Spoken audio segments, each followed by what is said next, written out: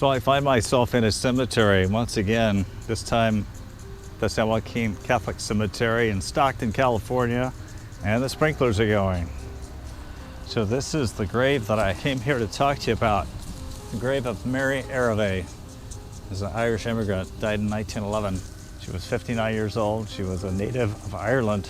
She represents a very tragic story, Stockton history. So I welcome to another episode of History Hunters. I'm here to talk about what happened to this woman back here. Some horrible things were done to her by her son Gus. I'm surprised that this story isn't as well known as the Lizzie Borden story. I'll tell you all about it on this episode.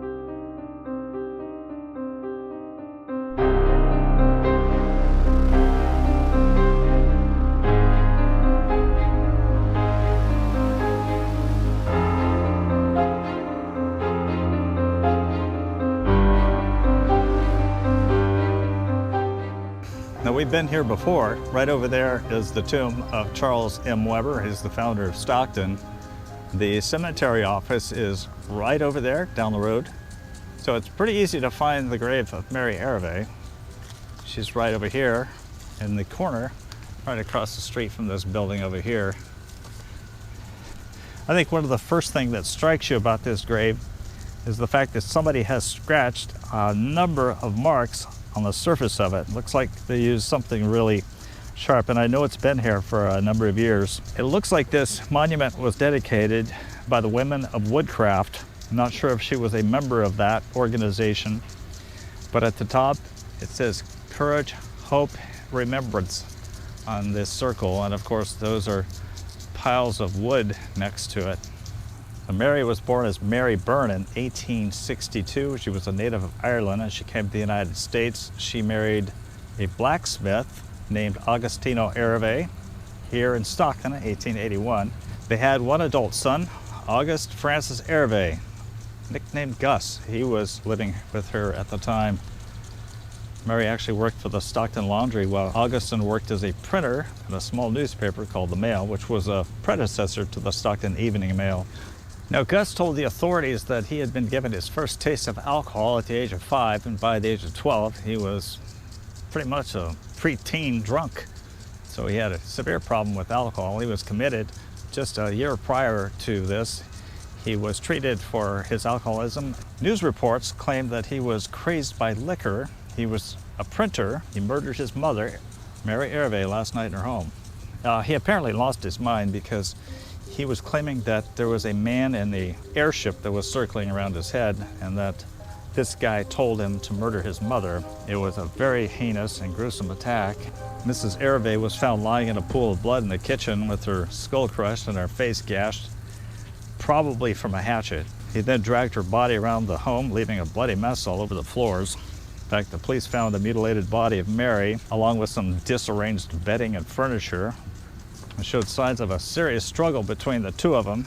Now, Gus was found 2 blocks from here. I don't know exactly where, but it was in a swampy grass area where he had been hiding all night. He apparently knew that he had done something wrong. He was found barefoot, hunched down and babbling like a crazy man.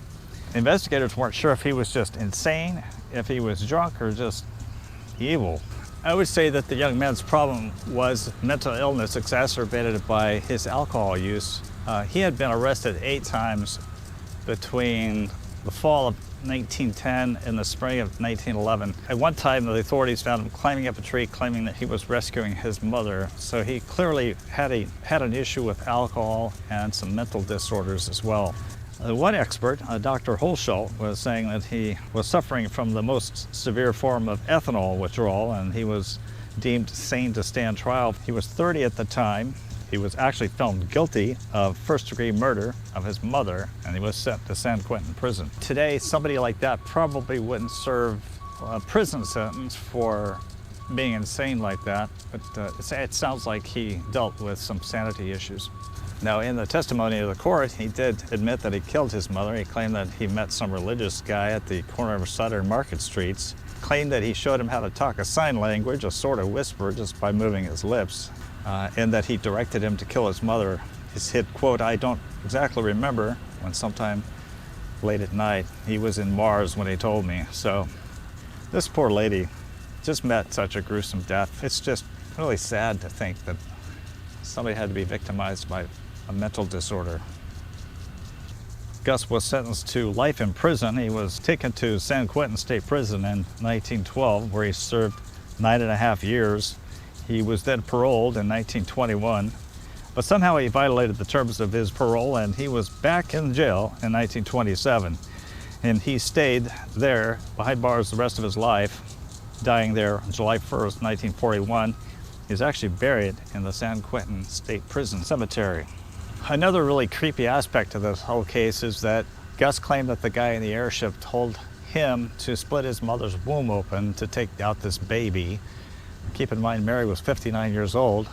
She wasn't pregnant. Doctors claimed that by the 5th day of his incarceration, he was actually acting normal and that he had no more hallucinations or spoke of strange things. By January 15th, the courts deemed him sane and he was sent to San Quentin for a life sentence.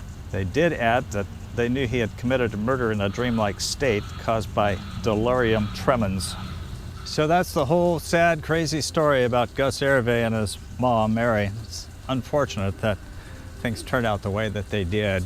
I think it's really important that we talk more seriously in this country about mental illness, because I think what we see today going on with a lot of young people doing just insane things, shooting up malls, for example, we need to pay attention to the mental health crisis that's going on in our country. Even though this wasn't a very uplifting episode, I want to thank you for watching to the end. We'd ask that you give us a comment, also give us a like, even though it was kind of a negative topic.